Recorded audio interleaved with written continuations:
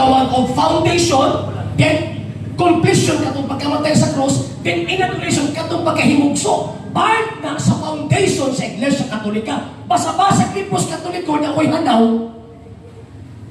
So niya ito makita nga, makakon, but-buton.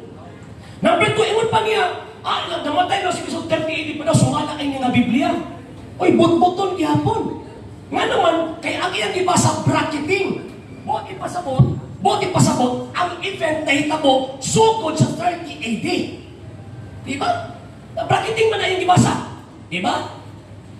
Sakpa no? Bracketing, buti pasabot, ang event nagsukod sa 30 AD. Pero waking ko din na namatay sa 30 AD.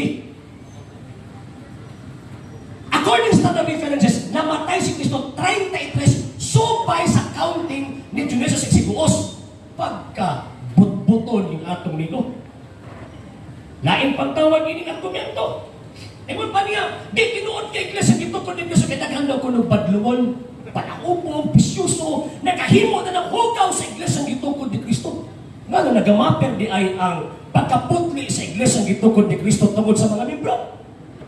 Kung ingon ana ang klaseng argumento, imposible yun nga ang mga sabadista o mga badlungon. Na ako'y silingan! Panahubog o kadik sabadista. Kung kana ang pasihan, kining iyang giangkod di kaon ra pud niya ito galing ng sinuka.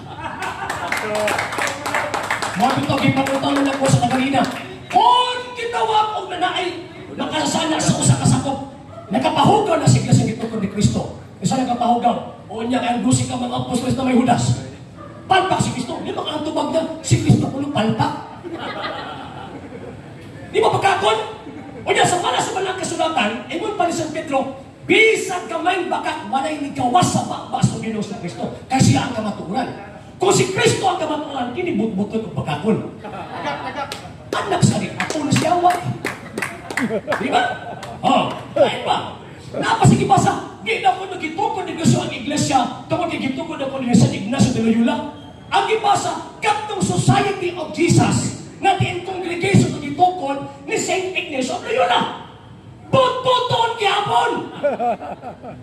O ang gingon nga, tawagin ng simbahan katulad, congregation manas mga pari.